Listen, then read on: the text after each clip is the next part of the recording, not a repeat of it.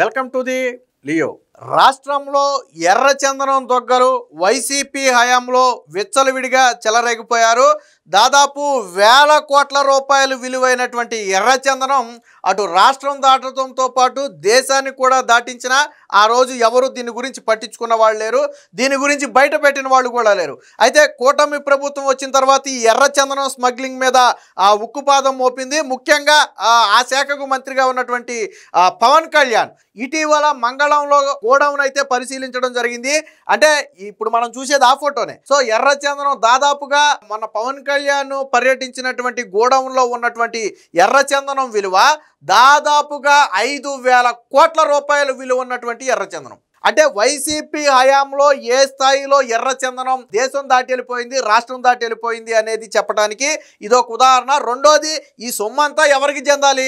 రాష్ట్ర ఖజానాకు చెందాలి, రాష్ట్ర ప్రభుత్వానికి చెందాలి. ఇదంతా ఒక రకంగా మనం మాట్లాడుకుంటే ప్రజల సొమ్ము లాంటిది. సో రాష్ట్రంలో అటవీ సొమ్ము మొత్తం కూడా ఎర్రచందనానికి ప్రపంచవ్యాప్తంగా ఎంత డిమాండ్ ఉందో మనందరికీ తెలుసు. మనం పుష్ప సినిమాలో చూసాం. ప్రపంచంలోనే ఎక్కడా లేనటువంటి క్వాలిటీ ఉన్నటువంటి ఎర్రచందనం ఒక ఆంధ్రప్రదేశ్లోని శేషాచలం అడవుల్లో మాత్రమే దొరుకుతుంది. ప్రపంచంలో ఇంకెక్కడా దొరకదా అలాంటి జాతి ఎర్రచందనం.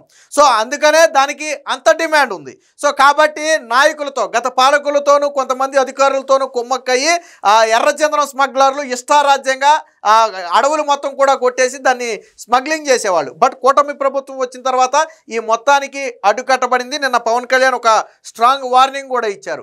ఎర్రచందనం స్మగ్లర్ల ఆట కట్టిస్తాము. ఎర్రచందనం స్మగ్లర్లే కాదు, దీని వెనక కింగ్ పిన్లు ఉంటారు. కింగ్ పిన్లు మీన్స్ ఒక రకంగా మనం మాట్లాడుకుంటే పొలిటికల్ ఇన్ఫ్లుయెన్స్. ఎర్రచందనం దాటాలి అంటే పొలిటికల్ ఇన్ఫ్లుయెన్స్ లేకుండా ఒక్క దొంగ కూడా అడవి దాటదు. గత ప్రభుత్వ హయాంలో ఎవరు కింగ్ పిన్లుగా ఉన్నారు, ఎవరు కింగ్లుగా ఉన్నారు, ఎవరు ఎర్రచందనం స్మగ్లర్లుగా ఉన్నారు. సో అందరినీ గుర్తిస్తాం, అందరి తాటా తీస్తామని చెప్పి నిన్న పవన్ కళ్యాణ్ అయితే చెప్పడం జరిగింది. ఏదైతే వర్చువల్గా అటవీ శాఖ అధికారులతో నిన్న ఒక సమావేశం నిర్వహించారో ఆ సమావేశంలో స్పష్టమైన ఆదేశాలు ఇచ్చారు. ఒక్క ఎర్రచందనం దొంగ కూడా అడవి దాటి బయటకు వెళ్ళటానికి వీలు లేదు. అవసరమైతే బందోబస్తు పెంచాలి, చెక్ పోస్టులన్నీ కూడా టైట్ చేయాలి. దీనితో పాటు డ్రోన్ నిఘాను కూడా వాడుకోవాలి. ఎర్రచందనం అడవుల్లో ఎక్కడైనా అలజడి జరుగుతుందా, ఎక్కడైనా కదలికలు ఉన్నాయా, ఎక్కడైనా చెట్లను కొడుతున్నారా, ఎవరైనా సంచరిస్తున్నారా, ఇలాంటివన్నీ తెలుసుకోవడానికి డ్రోన్ల సహాయం కూడా వినియోగిస్తామని చెప్పారు. అలాగే ఇంకోటి కూడా చెప్పారు, దేశంలో ఎక్కడ ఎర్రచందనం దొరికినా అది దాదాపుగా ఆంధ్రప్రదేశ్కు చెందింది అవుద్ది. కాబట్టి ఆ ఎర్రచందనం మొత్తాన్ని కూడా తిరిగి మేము వెనక్కి తెప్పిస్తున్నామని చెప్పారు. ఇప్పటివరకు 407 టన్నుల ఎర్రచందనాన్ని తీసుకురావడం అయితే జరిగింది. అంటే ఎక్కడ దొరికిన ఎర్రచందనం అయినా పట్టుకుంటే దాన్ని తిరిగి ఆంధ్రప్రదేశ్కు తీసుకొస్తున్నారు. ఎక్కడి నుంచి దాటి వెళ్ళింది అదంతా కూడా బోర్డర్ దాటి. సో వేరే రాష్ట్రాల్లో దొరికిపోద్ది.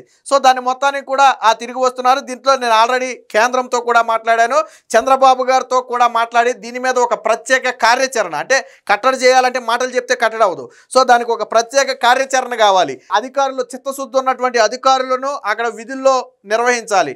నిరంతర పర్యవేక్షణ ఉండాలి. సీసీ కెమెరాతో పాటు డ్రోన్ల నిఘా ఉండాలి. అప్పుడు మాత్రమే ఈ ఎర్రచందనం అక్రమాలు కట్టడవుతాయి. రెండోది, దొరికిన వారిని కఠినంగా శిక్షించాలి. మరొక వ్యక్తి ఎర్రచందనం స్మగ్లింగ్ చేయాలంటేనే భయపడాలి. సో ఆ స్థాయిలో చర్యలు తీసుకోవాలి. దీనికి నేను ఆల్రెడీ చంద్రబాబు గారితో మాట్లాడి నేను ఒప్పిస్తానని చెప్పి ఆల్రెడీ పవన్ కళ్యాణ్ అయితే చెప్పడం జరిగింది. దీనికి సంబంధించిన వార్త అయితే ఒకటి వచ్చింది, ఒకసారి చూద్దాం. ఆల్రెడీ ఏదైతే పెద్దిరెడ్డి రామచంద్రారెడ్డి ఆక్రమించుకున్నటువంటి దాదాపు 32 ఎకరాల అటవీ భూమి ఉందో దాన్ని ఇటీవల స్వాధీనం చేసుకున్నారు. దానికి సంబంధించి స్వయంగా పవన్ కళ్యాణే పర్యటించి ఆ మొత్తాన్ని కూడా విజువల్స్ని వీడియో రూపంలో తీసుకోవడం జరిగింది. మనందరం చూసాం, హెలికాప్టర్లో వెళ్ళి తీసుకుని వచ్చాడు ఆయన.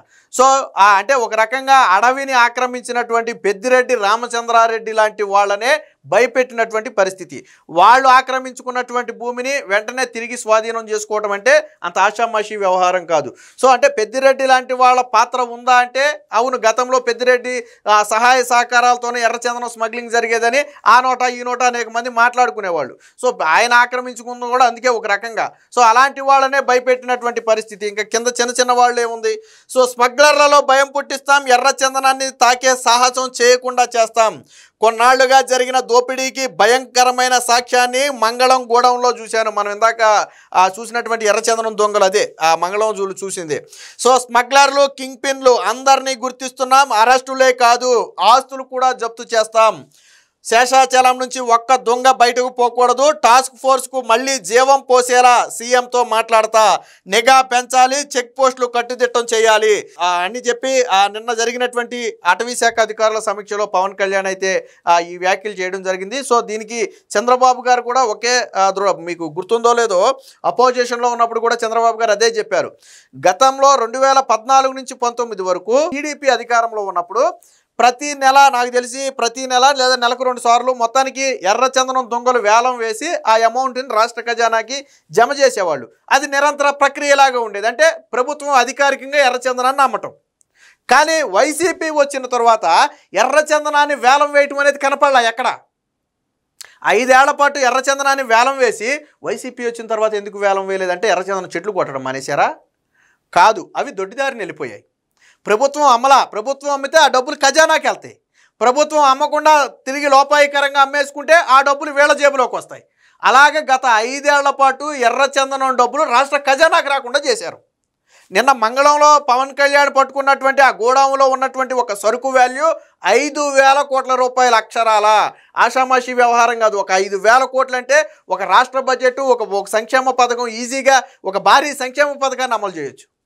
సో అంత పెద్ద అమౌంట్ ఏది దొరికిందే. మనం మాట్లాడుకునేది గోడంలో దొరికిన సరుకు గురించి. మరి అలాంటిది బయటికి వెళ్ళిపోయిన సరుకు మొత్తం వాల్యూ లెక్కేస్తే ఇంచుమించు సగం సంక్షేమ పథకాలు ఆ డబ్బుతో ఇవ్వచ్చు. అంత పెద్ద స్థాయిలో దోపిడీ జరిగింది. రాష్ట్రంలో శేషాచలం అడవుల్లో లభ్యమయ్యే ఎర్రచందనం చెట్ల అక్రమ నరికివేత రవాణాను నిరోధించేందుకు త్వరలోనే ఆపరేషన్ కగార్ తరహా ప్రత్యేక పూర్తిస్థాయి ఆపరేషన్ ప్రారంభించనున్నట్లు ఉప ముఖ్యమంత్రి అటవీ శాఖ మంత్రి పవన్ కళ్యాణ్ అయితే ప్రకటించారు. ఎర్రచందనం చెట్లను తాకడానికి ఎవరూ ధైర్యం చేయకుండా స్మగ్లర్లలో భయం పుట్టిస్తామని హెచ్చరించారు. శనివారం ఆయన ఎక్స్ వేదికగా ఈ విషయాన్ని వెల్లడించారు. శేషాచలం అడవి మాత్రమే కాదు, 7 కొండలతో ఉన్న శ్రీ వెంకటేశ్వర స్వామి పవిత్ర నివాసమని ఇటీవల మంగళంలో ఎర్రచందనం గోడౌన్లో తనిఖీ చేసినప్పుడు కొన్నేళ్లుగా జరిగినటువంటి భయంకరమైన దోపిడీని నా కళ్ళారా చూశానని చెప్పి పవన్ కళ్యాణ్ అయితే చెప్పడం జరిగింది. దీనికి సంబంధించిన ఇంకొక వార్త కూడా ఉంది, ఒకసారి చూద్దాం. మొన్న మంగళంలో కనపడినటువంటి ఆ గోడౌన్ చూసిన తర్వాత అది ఒక నిశ్శబ్ద శ్మశాన వాటిక. దాదాపుగా 2.6 లక్షల దొంగలు ఉన్నాయి.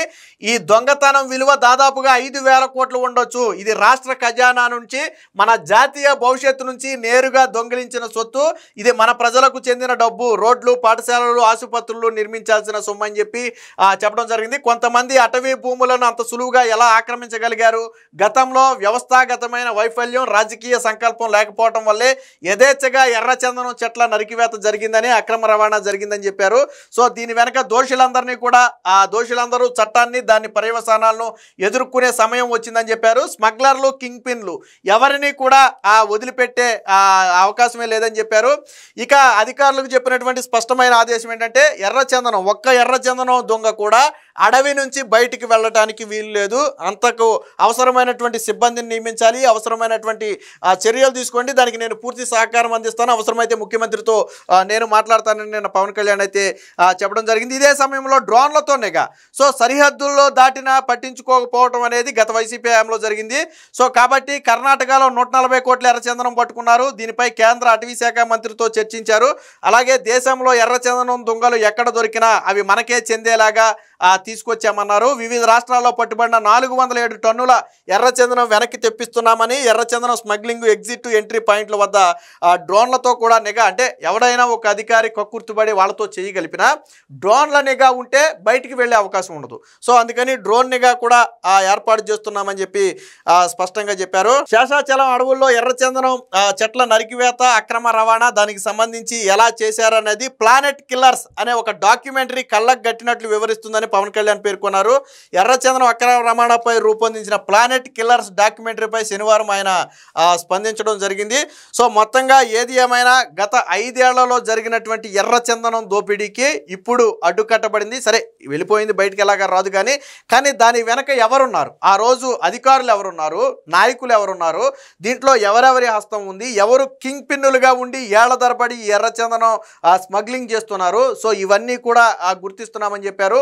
వాస్తవానికి దీనికి మూలాల వరకు కూడా ఆ పవన్ కళ్యాణ్ అయితే వెళ్తున్నట్టుగా అయితే తెలుస్తుంది. ఎందుకంటే స్మగ్లర్ను పట్టుకుని శిక్షేసి వదిలేయటం కాదు, ఈడి వెనక ఎవడున్నాడు అసలు, ఎవరు చేపిస్తున్నారు ఇదంతా, ఎవరంట చూసుకుని వీళ్ళు స్మగ్లింగ్ చేస్తున్నారు, సో ఎవరు దాని వెనకున్నారు, అది ఎంత పెద్ద తలకే, ఈ రాష్ట్రంలో ఉన్నారా ఇతర రాష్ట్రాల్లో ఉన్నారా, సో ఇలాంటి అన్ని విషయాలను కూడా లోతుగా అధ్యయనం అయితే చేస్తున్నారు. ఏది ఏమైనా మొత్తంగా ఆ రాష్ట్రంలో ఇక ముందు ఎర్రచందనం స్మగ్లింగ్ జరగకుండా పవన్ కళ్యాణ్ అయితే కఠిన చర్యలు తీసుకుంటున్నట్టుగా తెలుస్తుంది. ఖచ్చితంగా తీసుకోవాలి కూడా, ఎందుకంటే ఇది ఇందా పవన్ కళ్యాణ్ గారు చెప్పినట్టు ఇదంతా మన రాష్ట్ర సొత్తు. దాదాపు 5,000 కోట్ల రూపాయలు సరుకు ఒక గోడౌన్లోనే స్మగ్లింగ్ చేసి దాశారు అంటే మనం అది దొరికిన దాని గురించి మాట్లాడుకుంటాం. అలా దొరకకుండా ఉన్నది ఎంత, ఇంకా దొరకకుండా ఎంత ఉంది, అలా లేదా గత 5 ఏళ్లలో దాటి వెళ్ళిపోయింది ఎంత ఉంది, అలా లెక్కేసుకుంటే రాష్ట్ర ఖజానాకి ఎంత నష్టం. సో కాబట్టి ఇలాంటి వారి మీద ఆ కఠిన చర్యలు తీసుకోవాలి. ఏది ఏమైనా ఆ పవన్ కళ్యాణ్ నిన్న వ్యాఖ్యల తర్వాత ఎర్రచందనం స్మగ్లర్లలో భయం పుట్టింది అనేది మాత్రం వాస్తవం. Please subscribe to Leo news for more videos.